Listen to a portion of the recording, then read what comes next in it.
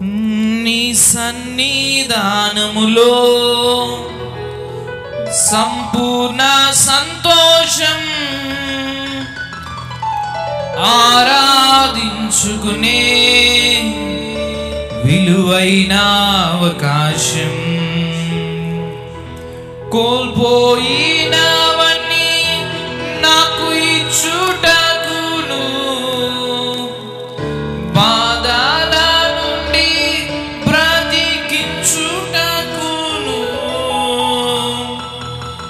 నీవే రాకపోతే నేనేమైపోదునో, నీవే రాకపోతే నేనేమైపోదునో.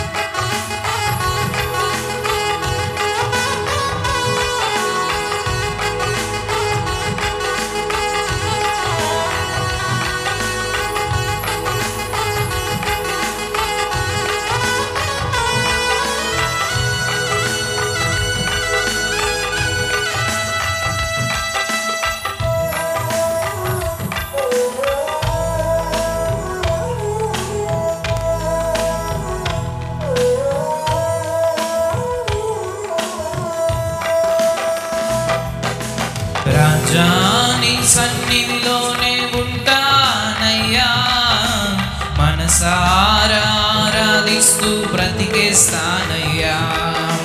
రాజా నీ సన్నిధిలోనే ఉంటానయ్యా, మనసారా ఆరాధిస్తూ బ్రతికేస్తానయ్యా. నేనుండాలేనయ్యా, నే బ్రతుకాలేనయ్యా, నేనుండాలేనయ్యా, నే బ్రతుకాలేనయ్యా. నీవే లేకుండా నేనుండాలేనయ్యా, నీ తోడే లేకుండా నే బ్రతుకాలేనయ్యా.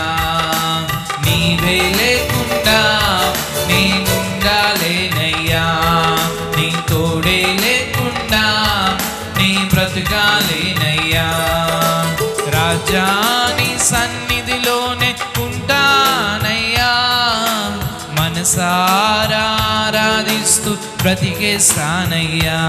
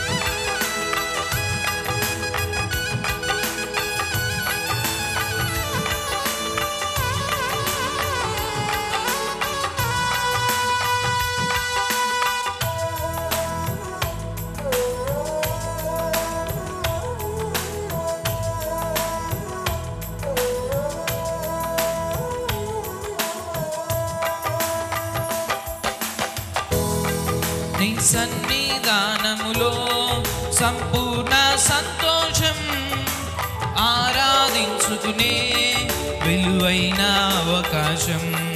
నీ సన్నిధానములో సంపూర్ణ సంతోషం, ఆరాధించుకునే విలువైన అవకాశం, కోల్పోయినవన్నీ నాకు ఇచ్చుటకును, బాధల నుండి బ్రతికించుటకును, కోల్పోయినవన్నీ నాకు ఇచ్చుటకును, బాధల నుండి బ్రతికించుటకును,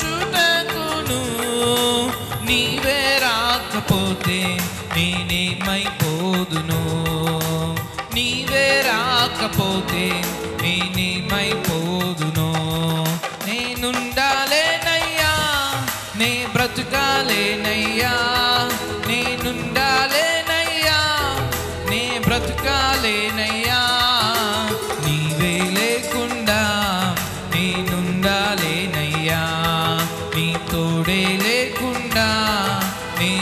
బ్రతకాలేనయ్యా. రాజా నీ సన్నిధిలోనే ఉంటానయ్యా, మనసారా ఆరాధిస్తూ బ్రతికేసానయ్యా.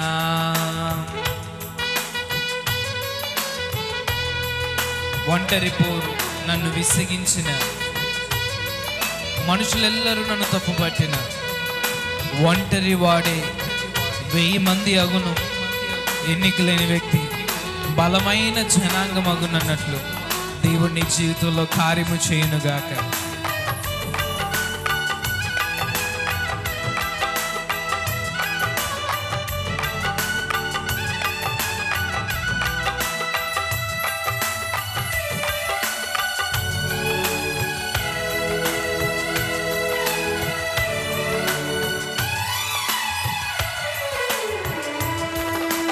ఒంటరి పోరు నన్ను విసిగించిన, మనుషులెల్లరూ నన్ను తప్పు పట్టిన. ఒంటరి పోరు నన్ను విసిగించిన, మనుషులెల్లరూ నన్ను తప్పు పట్టిన. ఒంటరి వాడే 1000 మంది అన్నావు, నేనున్నానులే భయపడకు అన్నావు.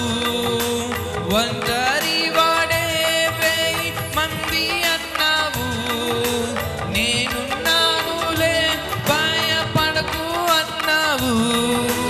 నేనంటే నీకు ఇంత ప్రేమ ఏంటయ్యా, నేనంటే నీకు ఇంత ప్రేమ ఏంటయ్యా.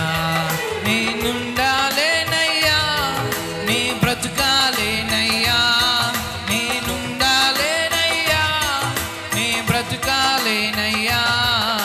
నీవే లేకుండా నేనుండాలేనయ్యా, నీ తోడే లేకుండా నీ బ్రతుకాలేనయ్యా.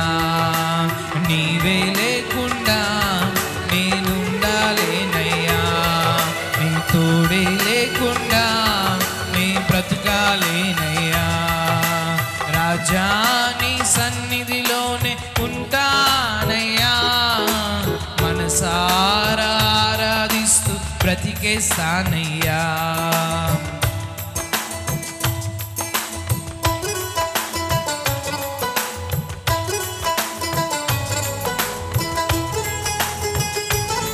ఊపిరాగే వరకు ప్రభువా నీతోనే జీవిస్తా, నీవు నడిచే మార్గంలో నేను నడుస్తానయ్యా అని దేవుని నామాన్ని స్తుతిద్దాం.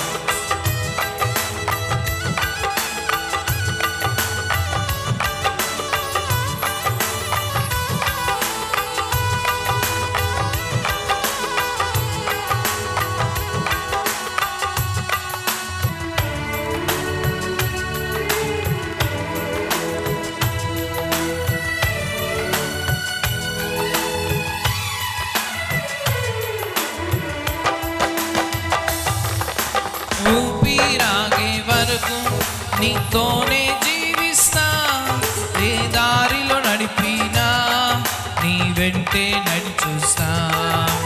ఊపిరాగే వరకు నీతోనే జీవిస్తా, ఏ దారిలో నడిపినా నీ వెంటే నడిచూస్తా. విశ్వానికి కథ నీవే నా గమ్యము, నీ బాటలో నడుచుట నాకెంతో ఇష్టము. విశ్వానికి కథ నీవే నా గమ్యము, నీ బాటలో నడుచుట నాకెంతో ఇష్టము.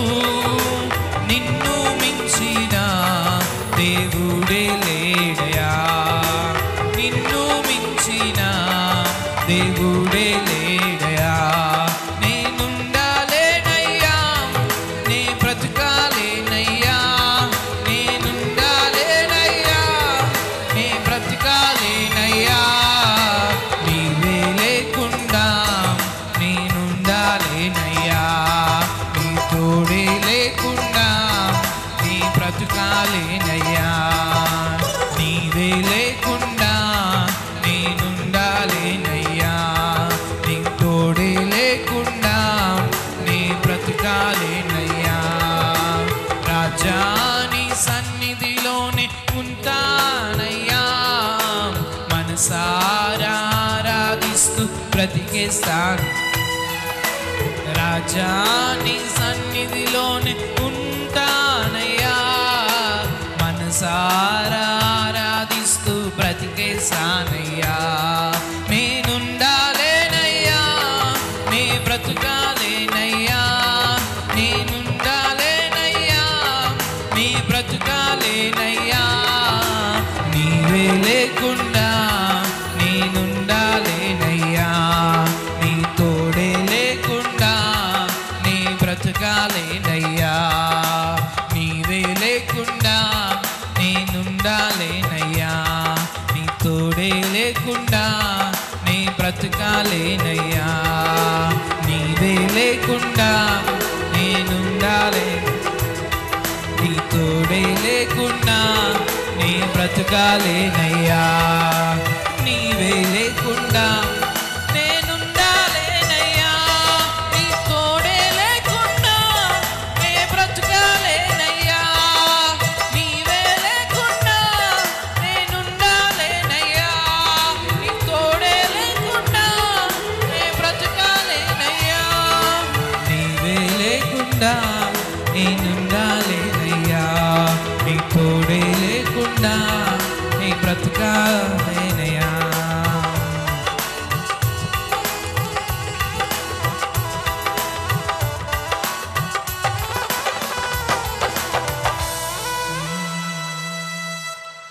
నీవే లేకుండా నేనుండాలేనయ్యా,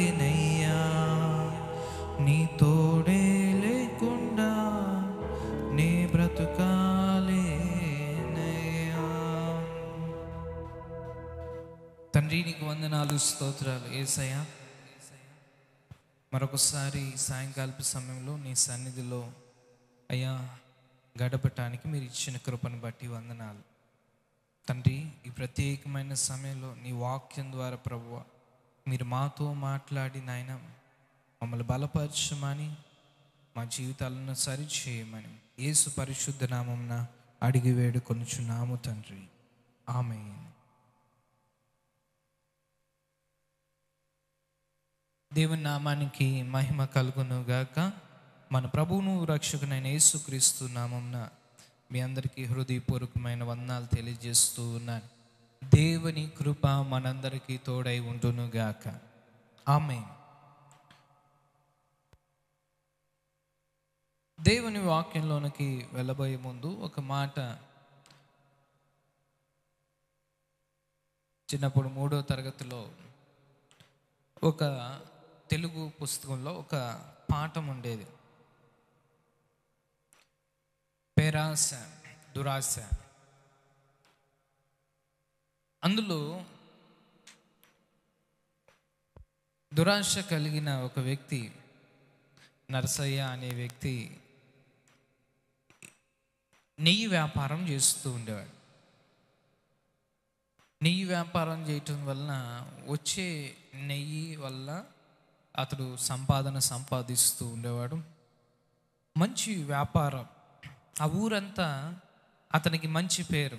అరే ఎక్కడైనా ఫంక్షన్ కావాలన్నా, ఇంట్లోకి కావాలన్నా నెయ్యి ఎక్కడంటే పలానా నరసయ్య దగ్గరికి, పలానా వ్యక్తి దగ్గరికి వెళ్తే నెయ్యి బాగుంటుంది, మా ఊర్లో ఫేమస్. ప్రతి ఊరికి కొన్ని ఐటమ్స్కి ఫేమస్ ఉంటుంది. గుంటూరు మిర్చి, కాకినాడ కాజా, అట్లాగా కొన్నిటికి ఫేమస్ ఉంటుంది. అట్లాగే ఆ ఊరు వాళ్ళకి ఫేమస్ ఏంటంటే నరసయ్య తయారు చేసే నెయ్యి.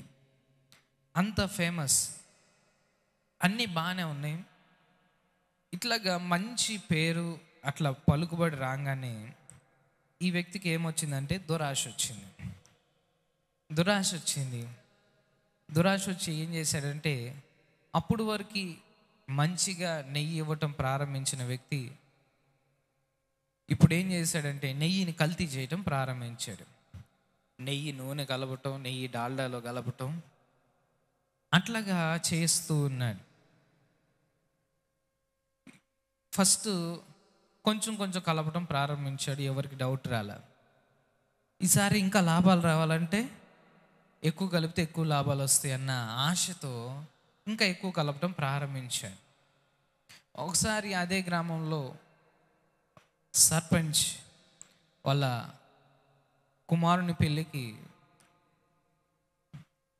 స్పెషల్గా నెయ్యి ఆర్డర్ చేయాలని చెప్పి నరసయ్యని పిలిచి, వివాహం ఉంది, స్పెషల్ నెయ్యి కావాలి, ఊరందరికి భోజనాలు అని చెప్పినప్పుడు సరేనండి చేద్దామని చెప్పి, ఇది పెద్ద ఫంక్షను, ఎక్కువ డబ్బులు సంపాదించాలంటే ఎక్కువ కల్తీ చేయాలని చెప్పి ఎక్కువ కల్తీ చేయటం ప్రారంభించాడు.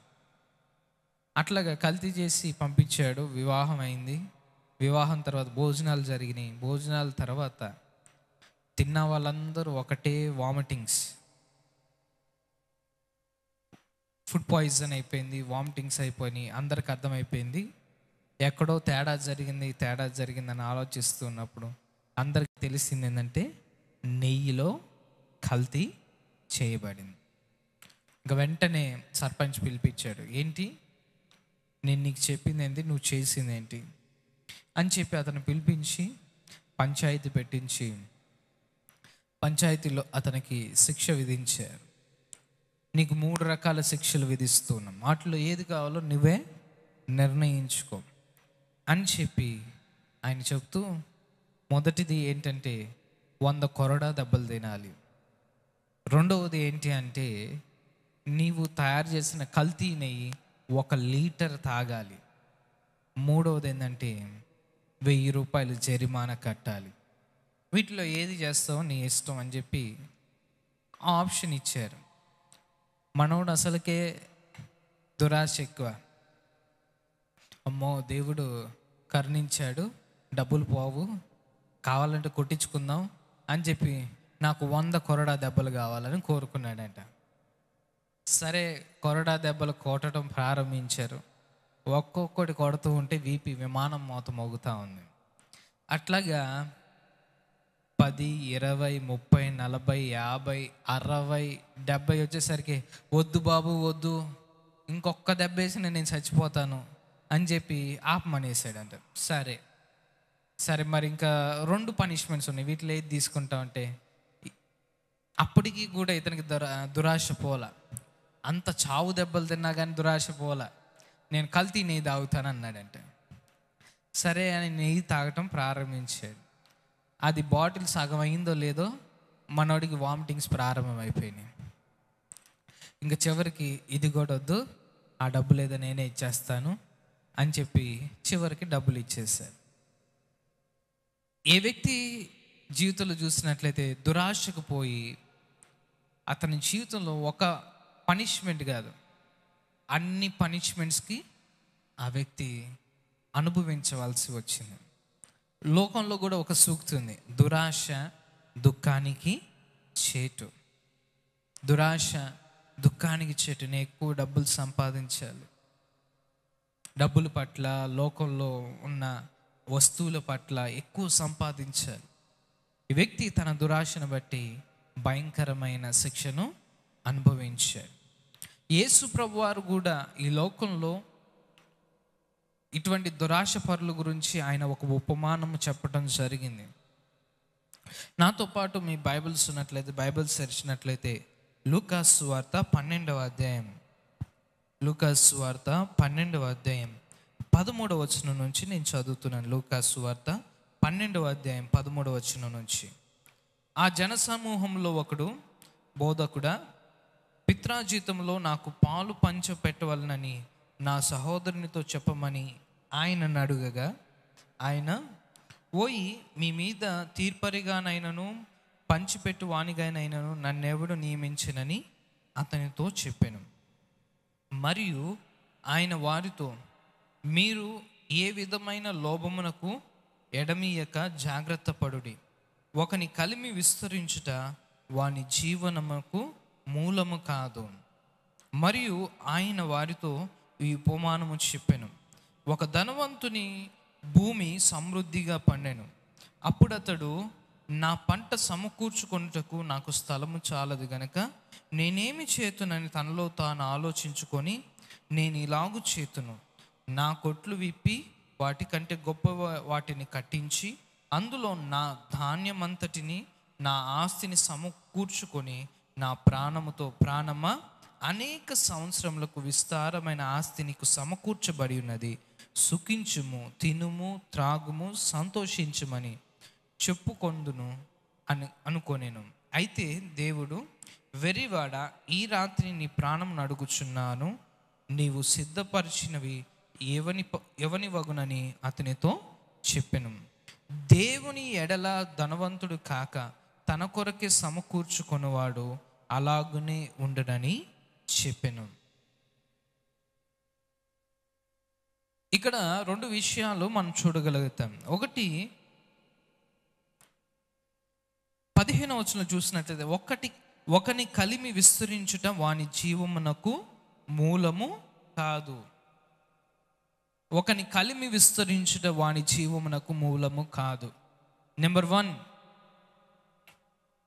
నిత్య జీవము, పరలోకము కానీ దైవికమైన ఆత్మీయ మేలులు కానీ మనము కలిమి విస్తరించుట చేత మనం పొందుకోలేం అని దేవుని వాక్యం సెలవిస్తుంది. నీవు డబ్బును, ఆస్తిపాస్తులను, లేకపోతే ఆ వస్తువులు అన్నీ నువ్వు పెంచుకోవటం వలన అవి నీకు జీవమునకు మూలము కాదు, అది నీకు ఆశీర్వాదానికి మూలము కాదు, అది నీకు సంతోషానికి మూలము కాదని యేసు ప్రభువారు చెబుతున్న మాట. ఈ లోకంలో చాలామంది లోకం వెంట పరిగెట్టేది ఎందుకంటే ఏదో సంపాదించుకోవాలి, డబ్బును, ఆస్తిపాస్తులు సంపాదించుకోవాలి, గొప్పవారం అయిపోవాలి, గొప్ప గొప్ప వస్తువులు, కారు, బంగ్లాలు ఇవన్నీ సంపాదించుకోవాలి అని అనేక మంది ప్రయాసపడుతూ ఉన్నారు, అనేక మంది పరిగెడుతూ ఉన్నారు. కానీ అటువంటి వారిని గురించి దేవుని వాక్యం ఏమని సెలవిస్తుందండి? చెప్తుంది, ఒకని కలిమి విస్తరించుట వలన వాని జీవమునకు మూలము కాదు, వాని సమాధానమునకు మూలము కాదు, వాని సంతోషమునకు, ఆశీర్వాదమునకు మూలము కానే కాదు. నీకు ఎంత డబ్బు, ఐశ్వర్యము, వస్తువులు ఉన్నప్పటికీ నీవు దేవుని యొక్క జీవమును నువ్వు ఎక్కువ సంపాదించుకోలేవు, సంతోషాన్ని ఎక్కువ సంపాదించుకోలేవు అని యేసు ప్రభు వారు చెప్తూ ఉన్నారు. మనం చూసినట్లయితే ఈ లోకంలో రిచెస్ట్ పర్సన్ ఎవరంటే ప్రపంచంలో ఇంతకుముందు బిల్ గేట్స్ ఉండేవాళ్ళు, ఇప్పుడు స్పేస్ ఎక్స్ CEO వచ్చారు, ఆ తర్వాత అమెజాన్ CEO, అట్లాగా మారుతూ ఉన్నారు. కాంపిటీషన్ పెరుగుతుంది. వీళ్ళందరూ టాప్ 3 పొజిషన్లో ప్రపంచవ్యాప్తంగా ఉన్నారు. అలాగే మన భారతదేశంలో కూడా అనిల్ అంబానీ, అదానీ పేర్లు ఎక్కువగా వినబడుతూ ఉన్నాయి. వీళ్ళందరూ బాగా ఎక్కువ డబ్బు సంపాదించిన వారు మన దేశంలో, ప్రపంచవ్యాప్తంగా. సరే, ప్రపంచంలో అత్యంత సంతోషం కలిగిన వ్యక్తులు ఎవరైనా ఉన్నారా అని పేర్లు వెతికితే మనం వీళ్ళ పేర్లు చెప్పగలుగుతామా? వీళ్ళ గురించి మాట్లాడగలుగుతామా? మాట్లాడలేం. వీళ్ళ గురించి చెప్పలేం. ఒకసారి ఒక ఇంటర్వ్యూలో ఒక పెద్ద వ్యాపార ఈ విధంగా చెప్పాడు, సార్ మీరు ఇంత డబ్బు సంపాదించారు, ఇంత వేల కోట్లు సంపాదించారు, మీ జీవితంలో ఎంతో సంతోషంగా ఉంటున్నారని మేము అనుకుంటూ ఉన్నాం, మీ సంతోషానికి సీక్రెట్ ఏంటి అని ఒక ఇంటర్వ్యూలో మాట్లాడుతూ ఉంటే ఆ ఇంటర్వ్యూ చేసే వ్యక్తితో ఆ ధనవంతుడు మాట్లాడుతున్నాడంట, నీకెవరు చెప్పారు నేను సంతోషంగా ఉన్నానని? నేను ఇప్పుడు దాకా ఒక స్థాయిలో డబ్బు సంపాదించుకొని ఇంకా ఎక్కువ సంపాదించాలని ఆశ ఉంటుంది. రెండవది, నా స్థితిని తగ్గించుకోకూడదన్న భయం ఉంటుంది. మూడవది, ఎవడొచ్చి నన్ను మోసం చేస్తాడని కంటికి నిద్ర, మనసులో ప్రశాంతత ఉండదు. 24 గంటలు పనిచేసిన తృప్తి ఉండదు. మా డబ్బులున్న వాళ్ళ సంగతి, బిజినెస్ మ్యాన్ సంగతి మీకేం అర్థమవుతుందిలే అన్నట్లుగా ఆయన చెప్పడం జరిగింది. నిజమే, ఆయన తన జీవితంలో పొందిన అనుభవాలని ఆయన వివరించడం జరిగింది. వారికి మనశ్శాంతిగా, నెమ్మదిగా పనుకోవటానికి ప్రశాంతంగా ఉండదు, కుటుంబస్తులతో గడపడానికి సమయం ఉండదు, ఎవరు ఎటువంటి పరిస్థితుల్లో వస్తాయా అని టెన్షన్తో ఉంటారు. ఇవి ఈ లోకంలో డబ్బు వెంట పరిగెత్తే వాళ్ళకి లోకస్తులు ఇచ్చే జవాబు. యేసు ప్రభువారు ఇస్తున్న జవాబు ఏంటంటే, ఒకని కలిమి విస్తరించడం వలన జీవము సంపాదించుకోలేడు. నీ జీవితంలో ప్రియ దేవుని బిడ్డ, దైవికమైన జీవము నిత్య జీవము, యేసు ప్రభు ఇచ్చే జీవము నీలో పొందుకోవాలంటే నువ్వు ఎక్కువ కలిమిని సంపాదించుకోవటం వల్ల కాదు, కానీ దేవుని సన్నిధితో నింపబడటం ద్వారా నువ్వు పొందుకోగలుగుతావు, నువ్వు ఆశీర్వదింపబడతావు. ఇక్కడ యేసు ప్రభు వారు ఒక ఉపమానం మాట్లాడారు. ఒక ధనవంతుడు ఉన్నాడంట. ఆ ధనవంతుడు ఎంతగానో సంపాదించాడంటే, ఎంతంటే తనకి విస్తారమైన పంటలు పండినాయి. అయితే అతను ఏమనుకుంటున్నాడంటే, చాలా విచిత్రంగా మాట్లాడుతూ ఉన్నాడు. నేను ఇలాగూ చేతును, నా కొట్లను విప్పి వాటికంటే గొప్పవి కట్టించుకుంటును, అందులో నా ధాన్యమంతటిని, నా ఆస్తి సమకూర్చుకొని నా ప్రాణముతో ప్రాణమా అనేక సంవత్సరములు విస్తారముగా ఆస్తి నీకు సమకూర్చబడినది, నువ్వు తినుము త్రాగుము సంతోషించమని చెప్పుకొనెను. సాతాను ఈరోజు అనేక మందిని దేవుని నుండి దూరం చేయడానికి వాడు ఉపయోగించే ఒకటి ఏంటో తెలుసా అండి? లోక సంబంధమైన ఆశ, ధనాపేక్ష. ధనం సంపాదించుకోవటం, ఆస్తిపాస్తులు సంపాదించుకోవటం. ఎంత డబ్బు సంపాదించినా వారికి ఆశ తీరదు. ఎంత ఆస్తిపాస్తులు సంపాదించుకున్న సంతృప్తి ఉండదు. ఇంకా ఇంకా ఇంకా. బ్రహ్మ గారు ఒక పాట రాశారు. ఏంటంటే, సుఖముల వెంట పరుగెడుకు అవి తాకును గగనం, సుఖములు తృప్తిని ఇవ్వవుగా గగనమును ఎవరు తాకరుగా. బెర్క్మెన్ గారు, సారీ. అంటే ఈ లోక సంబంధమైనవి సుఖాలు లేకపోతే ధన భోగాలు ఇవన్నీ ఎట్లాంటివి అంటే అవి ఆకాశాన్ని తాకాలి అన్నట్టు ఉంటుంది. నిజానికి ఆకాశాన్ని తాకటం అనేది హైలీ ఇంపాసిబుల్. వాడు వెళ్ళే కొద్దీ ఇంకా ఇంకా వెళ్ళాలి, ఇంకా దూరం ఉన్నట్లు అనిపిస్తూ ఉంటుంది. ఇక్కడ ఈ ధనవంతుని జీవితంలో చూసినట్లయితే, ఇక్కడ ఈ ధనవంతుడు నేను ఇంకా పెద్ద కొట్లను సంపాదిస్తాను. విచిత్రం ఏంటంటే, ఏ వ్యక్తి జీవితంలో అయితే దురాశ ధనాపేక్ష వస్తుందో వారి జీవితంలో నా నా ఈ వ్యక్తి ఏమనుకుంటానంటే, నా కొట్లు, నా ఆస్తి, నా కొట్లు, నా ఆస్తి, నా ప్రాణమా, నా నా నా అని ఇంచుమించు 6 సార్లు నేను నేను నేను అని చెప్పి చెప్పుకుంటూ ఉన్నాడు. ఏ వ్యక్తి అయితేనండి ధనము వెంట ఈ లోక సంబంధం వెంట పరిగెడతాడో ఆ వ్యక్తి జీవితంలో తెలియని గర్వము, నేను అనే గర్వము, దేవునికి ఇవ్వవలసిన స్థానాన్ని అతను తీసేసుకుంటూ ఉంటాడు. ఇది దేవుడిచ్చిందే అన్న కృతజ్ఞత ఉండదు, కానీ ఇది నాది నాది నాది నాది, నేను నేను నేను అన్నట్లుగా ఫీల్ అవుతుంటారు. ఈ ధనవంతుడు కూడా అంత సంపాదించినప్పటికీ దేవునిని జ్ఞాపకం చేసుకున్నట్లు ఉండదు. ఏ వ్యక్తి అయితే అండి ధనాపేక్ష దురాశ కలిగి ఉంటారో ఆ వ్యక్తులు దేవునికి దూరం అయిపోతూ ఉంటారు. ఇటువంటి ధనాపేక్ష ప్రపంచంలో చాలామంది కలిగి ఉండి చాలామంది ఎన్నో భయంకరమైన కార్యాలు వారి జీవితంలో చేశారండి. కొంతమంది నరహత్య చేశారు, కొంతమంది అబద్ధం ఆడారు, కొంతమంది వారి పిలుపును కోల్పోయారు. ఈరోజు ప్రియ దేవుని బిడ్డ, ఈ లోకం వెంట పరిగెడటం, ధనాపేక్ష, ధనాన్ని సంపాదించుకోవటం, ధనం సంపాదించుకోవటం తప్పులేదు, కానీ ధనాశ కలిగి ఉండటం ద్వారా నీవు అనేకమైన భయంకరమైన పరిస్థితులను నువ్వు ఎదుర్కోవాల్సి వస్తుంది. ఈరోజు ప్రపంచంలో చాలామంది ధనాపేక్ష వల్లనే ఎంతోమంది హత్యలు చేస్తూ ఉన్నారు, ఎంతోమంది మోసాలు చేస్తూ ఉన్నారు, ఎంతోమంది అబద్ధాలు చెబుతూ ఉన్నారు, ఎంతోమంది అన్యాయం చేస్తూ ఉన్నారు, ఎంతోమంది మోసాలు చేస్తూ ఉన్నారు. అంతెందుకంటే బైబిల్లో కూడా కొంతమంది వ్యక్తులను నేను మీ ముందు ఉంచుతాను. ఏ వ్యక్తి అయితే వారి జీవితాల్లో ధనాపేక్షను కలిగి ఉన్నారో వారి జీవితంలో చాలా భయంకరమైన పరిస్థితుల గుండా వెళ్ళారండి. కొంతమంది నేను మీ ముందు ఉంచుతాను. 2వ రాజుల గ్రంథం 5వ అధ్యాయం 20 నుంచి 27 వచనాలు చూసినట్లయితే అక్కడ గెహాజీని చూస్తూ ఉన్నాం. గెహాజీ ఏలియా తర్వాత ఎలీషా గొప్ప ప్రవక్త. అటువంటి గొప్ప ప్రవక్త కింద శిష్యుడిగా ఉన్నాడు, ప్రియ శిష్యుడిగా ఉన్నాడని కూడా మనం చెప్పుకోవచ్చు. ఎలీషాతో పాటు ఆ ప్రవక్తతో పాటు ఈ వ్యక్తి ప్రయాణం చేశాడు. ఆ ప్రవక్త ద్వారా చేసిన అద్భుత కార్యాలు ఇతని జీవితంలో చూశాడు.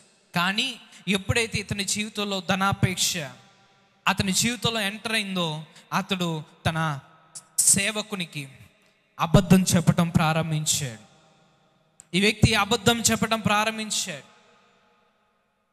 ధనం సంపాదించుకోవటానికి, ఆస్తిపాస్తులు సంపాదించుకోవటానికి, బంగారం సంపాదించుకోవటానికి, విలువైన వస్త్రాలు సంపాదించుకోవటానికి.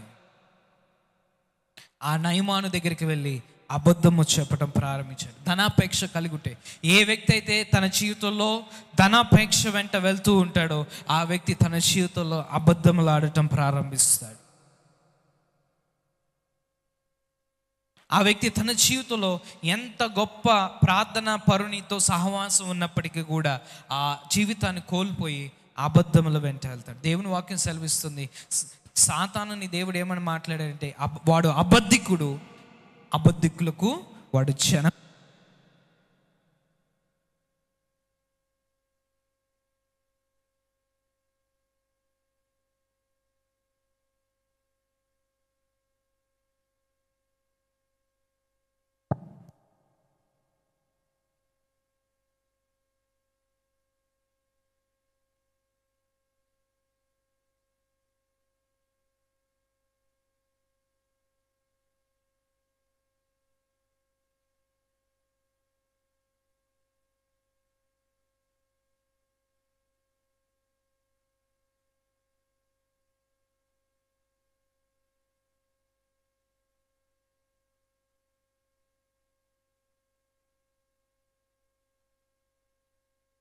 ప్రైజ్లో వాడు ఏ వ్యక్తి అయితే అంటే ధనాపేక్ష కలిగి ఉంటారో ఆ వ్యక్తి అబద్ధములు ఆడటం ప్రారంభిస్తాడు.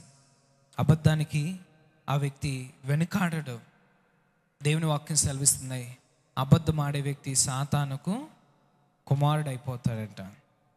ఆ విధంగా ఒక గొప్ప ప్రవక్త వెనుక ఉండి గొప్ప అభిషేకాన్ని పొందుకోవాల్సిన వ్యక్తి అబద్ధికుడిగా మారాడు. అంత మాత్రమే కాదు, శాపాన్ని అతని జీవితంలో సంపాదించుకోగలిగాడు. అంత మాత్రమే కాదు, ఏ వ్యక్తి అయితే ధనాపేక్ష కలిగి ఉంటారో ఆ వ్యక్తి ఏం చేస్తాడంటే దొంగతనాలు చేస్తూ ఉంటాడు. ఆకాను యెహోషువ గ్రంథం 7వ అధ్యాయం 20 నుంచి 21 వచనం వరకు మీరు చూసినట్లయితే, ఆకాను తను ఆశపడి కొంచెం బంగారపు కమ్మిని, కొంచెం విలువైన వాటిని తన గుడారంలో ఎవ్వరు చూడలేదు కదా అని తన గుడారంలో గుంత తీసి అందుట్లో పూడ్చిపెట్టేసి ఏమీ తెలియనట్లుగా ఆ వ్యక్తి ఇశ్రాయేల్ ప్రజల్లో సంచరించినప్పుడు అతని ద్వారా ఇశ్రాయేల్ ప్రజలందరూ ఎంతగానో అపజయాన్ని పొందారు. చిన్న హాయి పట్టణాన్ని గెలవలేకపోయారు. చిన్న చిన్న యుద్ధాన్నిలో వారు భయంకరమైన అపజయాన్ని చవి చూశారు. ఏంటి, మనం దేవుని బిడ్డలం కదా, దేవుడు మన ద్వారా ఎన్నో గొప్ప కార్యాలు చేశాడు కదా, ఎన్నో మేలులు చేశాడు, ఎరుకో గోడ కూల్చాడు, ఎర్ర సముద్రమును పాయలు చేశాడు, ఇన్ని గొప్ప కార్యాలు చేసిన దేవుడు అతి చిన్న దేశం మీద ఎందుకు మనకి పరాజయం, ఎందుకు మనకి ఈ ఓటమి అని ఆలోచించినట్లయితే, ఒక ధనాపేక్ష కలిగిన వ్యక్తి బంగారంను సంపాదించుకోవడం ద్వారా ఆ శాపము ఆ దేశం మీదకి వచ్చేసింది. ఏ వ్యక్తి అయితే ధనాపేక్ష కలిగి ఉంటారో ఆ వ్యక్తి దొంగతనాలు చేస్తుంటారు. ప్రియ దేవుని బిడ్డ, బీ కేర్ఫుల్. నేను డబ్బులు సంపాదించాలి, ధనం సంపాదించాలని నువ్వు దేవునిని పక్కన పెట్టేస్తే నీ జీవితాన్ని సాతాను ఏ విధంగా వాడుకోవటానికి ప్రయత్నిస్తాడంటే, నీవు దొంగతనం చేసే అంత రీతిగా సాతాను నిన్ను నాశనం చేయటానికి అటువంటి భయంకరమైన స్థితిలోనికి నడిపిస్తూ ఉంటాడు. గెహజీ అబద్ధాలు చెప్పాడు, ఆకాను దొంగతనం చేయటాడు. అట్లాగే మరొక వ్యక్తిని నేను మీ ముందు ఉంచాలని నేను ఆశపడుతూ ఉన్నాను. ఈ వ్యక్తి దొంగతనం ధనాపేక్ష కలిగి ఉండి ఎంత భయంకరమైన తప్పిదం చేశాడంటే, మత్తయి సువార్త 26వ అధ్యాయం 14 నుంచి 16 వచనాలు చూసినట్లయితే, మత్తయి సువార్త 26వ అధ్యాయం 14 నుంచి 16 వచనాలు చూసినట్లయితే, 30 వెండి నాణేల కోసం, కేవలం 30 వెండి నాణేల కోసం యేసు ప్రభు వారిని అప్పగించిన వ్యక్తిని చూస్తూ ఉన్నాం. ఈ వ్యక్తి ధనాపేక్ష వలన ఏమి జరిగిందంటే, అతని జీవితంలో ఒక ఉన్నతమైన బహుమానమును కోల్పోయాడు, తన పిలుపును కోల్పోయాడు. దేవుని బిడ్డలారా, దేవుని సేవకుడా, దేవుని కుమారుడా, దేవుని కుమార్తె, నీ జీవితంలో ధనాపేక్ష కలిగి ఉంటే ఏం జరుగుతుందంటే దేవునిని నీవు లోకం కోసం అమ్మేసుకుంటావు. ఇస్కరియోతు యూదా కేవలము 30 వెండి నాణేల కోసం యేసు ప్రభు వారిని అమ్మేసుకున్నాడు. నీవు కూడా ధనాపేక్ష కలిగి ఉంటే ఈ ధనము కోసమే నీ పిలుపును నువ్వు కోల్పోతుంటావు. ఈ ధనము కోసమే నీ పరిచర్య భారాన్ని నువ్వు కోల్పోతుంటావు. ఈ ధనము కోసమే నీ పరిశుద్ధతను కోల్పోతూ ఉంటావు. ఈ ధనము కోసమే దేవునిని నువ్వు విడిచిపెడుతూ ఉంటావు. ఇస్కరియోతు యూదా తన జీవితంలో ఎప్పుడైతే ధనాపేక్షకు స్థానం ఇచ్చాడో, ఆ వెండి నాణ్యాలు ఎప్పుడైతే ఆశపడ్డాడో, యేసు ప్రభు వారిని అప్పగించాడు, లోక రక్షకుని అప్పగించాడు. అంత మాత్రమే కాదు, ఒకవేళ ఆయన అప్పగించి బహుశా క్షమాపణ కోరుకుంటే వేరే విధంగా ఉండిద్ది. అతని జీవితం ఎంత భయంకరంగా మారిందంటే 12 మంది అపోస్తుల్లో ఒక వ్యక్తిగా పేరు ఉండవలసిన వ్యక్తి, అతని పేరు చెరిపివేయబడింది. నీవు ధనాపేక్ష కలిగి ఉంటే నీకు ఇవ్వబడిన పిలుపు, నీకు ఇవ్వబడిన బహుమానము, దేవుడు ముద్రించిన ఆ పేరు నీ జీవితంలో తుడిపివేయబడుతుంది. నీ జీవితంలోకి మరో వ్యక్తి ఆ స్థానంలో ఉండే ఛాన్స్ వస్తుంది. ధనాపేక్ష సకలమైన కీడులకు మూలము. ఒక వ్యక్తి ఏమో అబద్ధాలు ఆడటం ప్రారంభించాడు, మరో వ్యక్తి దొంగతనము చేయటం ప్రారంభించాడు. ఇంకా దేవునికి ఇంకా అపోస్తులుగా ఉండవలసిన వ్యక్తి తన అపోస్తలత్వాన్ని కోల్పోయాడు. గొప్ప పరిచర్య పిలుపును ఆ వ్యక్తి కోల్పోయాడు. ధనాపేక్ష ఎటువంటి భయంకరమైన స్థితిగతులకు ఒక వ్యక్తిని నడిపిస్తుంది. ప్రియ దేవుని బిడ్డ, ఒకవేళ నీ జీవితంలో సంపాదించుకోవాలి, కలిగి ఉండాలనేది దేవుని చిత్తమే, దేవుడు ఆశీర్వాదమే. అందుకే దేవుని వాక్యం ఇదే లూకాసు వార్తలో ఒక మాట చెప్తూ ఉన్నారు కదా. లూకాసు వార్త 12వ అధ్యాయం 21వ వచనంలో, దేవుని ఏడుల ధనవంతులు కాక తమ కొరకే సమకూర్చుకొని వాడు ఇలాగే ఉండును. దేవుని కోసం మనం ధనవంతులం అవ్వచ్చు. ఒకవేళ దేవుని కోసం కాక తమ కోసమే ధనవంతులు అవ్వాలనుకునే వాళ్ళ పరిస్థితి ఒక గెహాజీ వలె, ఒక ఆకాను వలె, ఒక ఇస్కరియోతు యూదా వలె మారిపోతూ ఉంటుంది.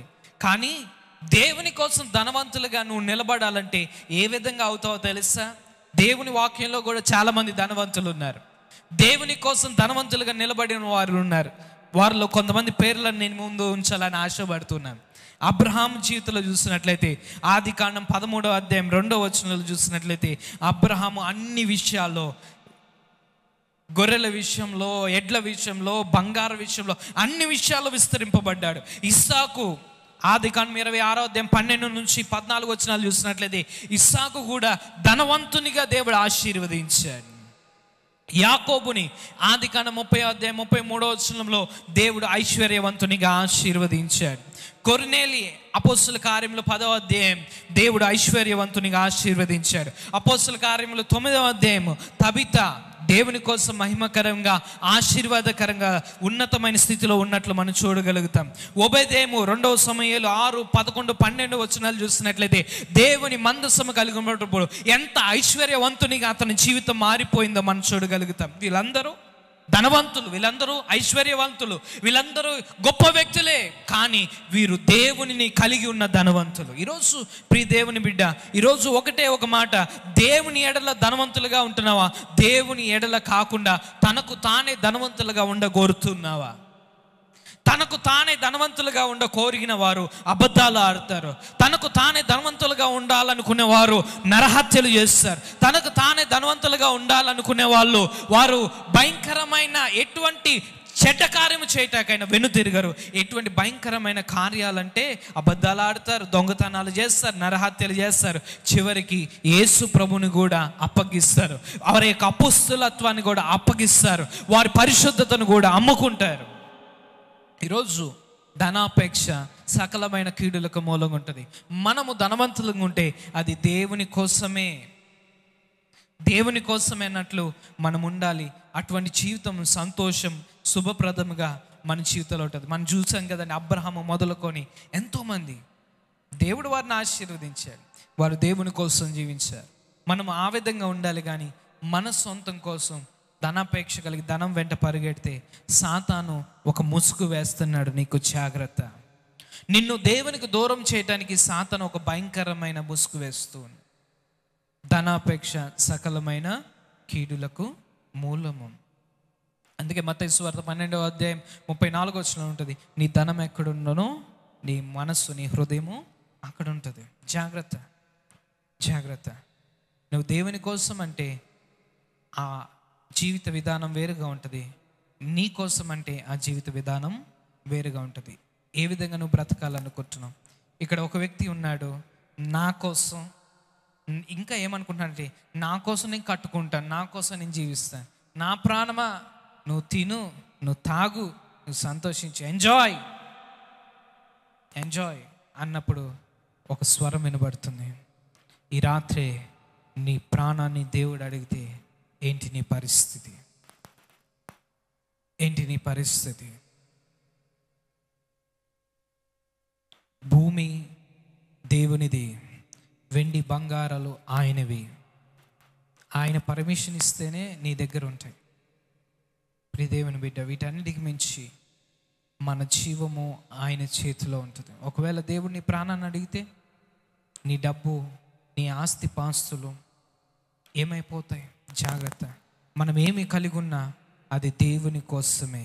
మరొకసారి మాట చదువుతున్నాను, దేవుని ఎడల ధనవంతులుగా మనం ఉండాలి. దేవుని ఎడల ధనవంతులుగా ఉండాలి. 15వ వచనం, ఒకని కలిమి విస్తరించుట వాని జీవమునకు మూలము కాదు. ఒకని కలిమి విస్తరించుట వాని జీవమునకు మూలము కాదు. నీ జీవనకు డబ్బు విస్తరించడం వల్ల మూలం కాదు. ఆ విషయాన్ని ఈరోజు దేవుడు జ్ఞాపకం చేస్తూ ఉన్నాడు.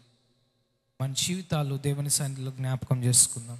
లోకం వెంట, లోకాశల వెంట వెళ్తున్నవేమో ప్రియ దేవుని బిడ్డ, నీ జీవితంలో నీకేది అవసరమో, మనకేది అవసరమో దేవుడు తప్పకుండా అనుగ్రహిస్తాడు. నీకేది అక్కరుందో దేవుడు తప్పకుండా అనుగ్రహిస్తాడు. లోకం వెంట, ధనాపేక్ష వెంట వెళ్ళొద్దు. దాని వెనుక సకలమైన కీడు ఉంది, సకలమైన కీడు ఉంది. కళ్ళు మూసుకునండి, ప్రార్థన చేద్దాం. ప్రతి ఒక్కరూ కళ్ళు మూసుకున్నాను, ప్రార్థన చేద్దాం. ప్రేమ కలిగిన తండ్రి, నీకు వందనాలు, స్తోత్రాలు నాయనా. దేవా, నీకు వందనాలు, స్తోత్రాలు.